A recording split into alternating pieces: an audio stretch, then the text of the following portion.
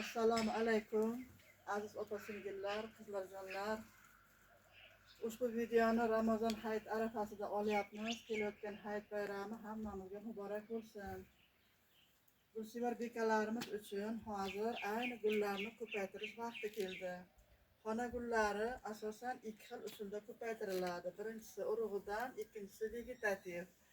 Vegetativ usul bu asosan uy sharoitida qo'llaniladi. Bu usul o'simlikning bargidan, poyasidan, ildiz bo'laklaridan, tugunaklaridan, piyozidan va piyozchalaridan ko'paytiriladi. Qalamchi oladigan o'simlik yaxshi rivojlangan, yosh, sog'lom bo'lishi kerak, har qanday kasalliklardan xoli. O'z navbatida qalamchani olgandan keyin ular ham yana ikki xil usulda. Birinchi usul qum bilan chirinda aralashmasida yoki suvda ildizlatib olinib ekiladi. Ushbu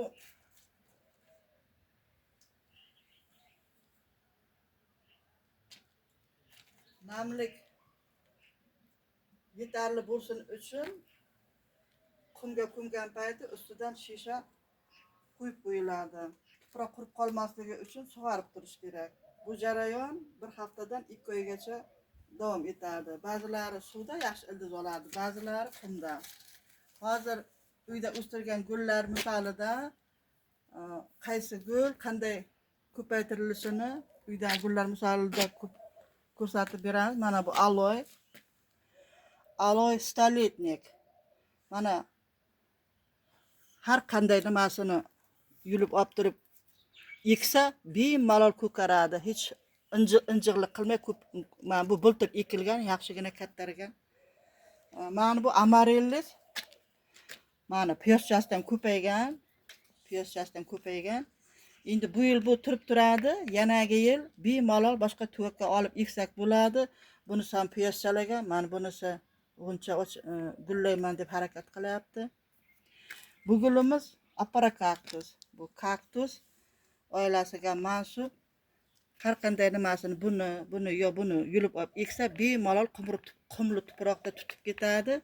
Kaktuslarni ko'paytiradigan payti asosiy shartlardan biri suvni kamroq quyish kerak, bo'lmasa ular chirib ketadi. Bu gulimiz apteniya, bu ampel o'simlik, shunday osilib o'sadi. Ampel o'simlikni bir shoxi sinib ketgan bo'lgan. Men hech narsada ildizlatmay ekib qo'yganimga mana 15 kun bo'ldi, yaxshigina tutib ketgan. Begonia korallovay, begonia fista. Bunisi navdasidan kesib va bargidan ko'paytiriladi. Bargini yarmini kesib, kichraytirib, bug'lanish kamroq bo'lsin uchun nimaga tuvakka qadab ustidan klyonka yoki shisha to'ntarib qo'yiladi. Keyingi gulimiz bugenvilya. Mana bu begonia fista yoki qizil yaproqli fista. Buni ham bargidan ko'paytirish mumkin, lekin buni bemalol tupini bo'lish mumkin. Bu juda ko'p mana shunday tuplab yotibdi. Buni bir kun tuplarini ayirib, buni videoga olamiz. Keyin bugenvilya mana chiroyli gullab yotibdi. Mana buni shoxlari uzun bo'lib ketgan. Buni gullab tugashini kutib, mana bu navdasini pishishini kutamizda. Xom navdadan, pishmagan navdadan ko'paytirib bo'lmaydi. Pishgan navdasidan mana 1 2 3 3 bug'un qoldirib kesib, mana qattiqlashgan poyasidan ko'paytiriladi. Juda yaxshi gul, armonsiz gullaydi, injiq ham emas. Mana bultur qo'ygan cherinkalarimizni mana tuvakchalarga soldik. Endi katta bo'ladi. Ziga kaktus. Buni dekabristam deydi, Schlumbergera deydi. Bittagina shoxchasini sindirib, mana tuvakka solib, buni ko'rinsin uchun ochib qo'ydik. Shunday og'zini bog'lab qo'yganmiz derazaga. Bunisi Kalanchoe laciniata. Mana bu chiroyli g'unchalari bor. Buni Kalanxoy kiyik shoxam deydi. Mana bultur bundan chirinka olib bunga ekkanmiz. Yana tuvagini ichida mana bunday maydagina bor edi, mana bunday maydagina mana tuvakchaga ekdik. Bariga tushib qolsa ham nobud qilmay ekib qo'yamiz. Injiq emasda, tez kattaraveradi. Bu ham Kalanxoyni bir turi. Mana gullagan, lekin qaysi turligini bilmayman. Bunisi Kalanxoy kalandiva. Buni mana barqchalarini bultur suqib qo'yganmiz. Nimaga? Mana barqchalaridan mana kattargan. Endi buni kattaroq idishga olib ekamiz. Shunday qilib ko'paytiriladi. Shoxchasi kamroq bo'lganda, shuning uchun bargidan ko'paytirganmiz.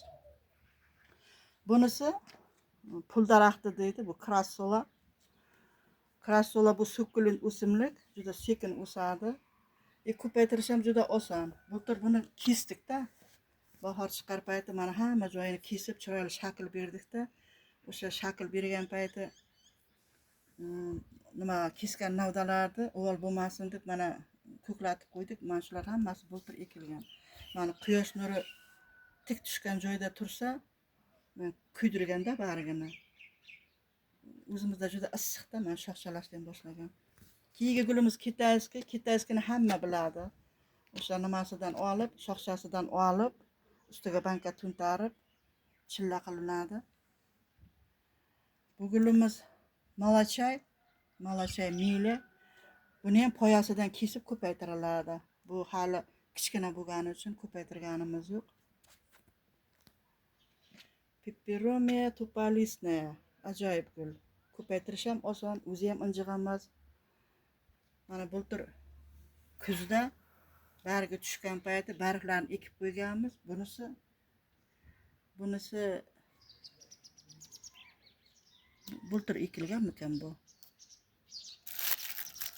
Bu kesgan shoxchasini ekib qo'yganmiz. Juda ham ko'p bu guldan, hammasini chiqarib yotmadik. Juda oson ko'payadi, injiq emas. Bunimiz rozmarin. Bu asli gul emas, gul tuvaklarda o'zimizda yetishtiriladi. Bu o'zi o'sadigan joylarda buta holida o'sadi-da, dorivor o'simlik bu. Buni damlamasi bosh tomirlari yaxshi qon aylanishi uchun damlab ichiladi bargidan. Endi o'zimizda o'smagani uchun gul tuvakka qo'yganmiz. Bunisi gulimiz Rio, juda biyor, oson tez o'sadi, oson ko'payadi. Mana shuni bu yil ekkanmiz. Buni bultur ekilgan. Bu gulimiz sedum, agar nomini adashmasam, yoki mamilari o'zim ham nima qilaman? Lubay mana shunday narsasini, mana shunday kaktuschani olib ekib qo'ysak, qumli tuproqqa bemalol olib ketadi. Faqat suvni ko'p qo'yib, chirtib yubormaslik kerak. Xlorofetum. Uyda xlorofetum juda ko'p. Jingala bolachalari juda ko'p. Ularni olib chiqish qiyin bo'lgani uchun kichikrog'ini olib chiqdik. Mana bu ekilgan. Bu tutmay qolmaydi, tutib ketadi. Juda. Mana bu epiphyllum. 2 yilmi, 3 yilmi bo'ldi. Hali gullashiga ancha bor. Bu kaktusning nomi menimcha Echina kaktus. Mana shunday bolachalardan olib bemalol eksa, ko'payib ketaveradi. Gullarimiz hammasini ko'rsatib bo'ldik. Videomiz sizga manzur bo'lgan bo'lsa, like bosing, kanalimga obuna bo'ling. Kanal gullar rivojlanishiga hissa qo'shing. Rahmat.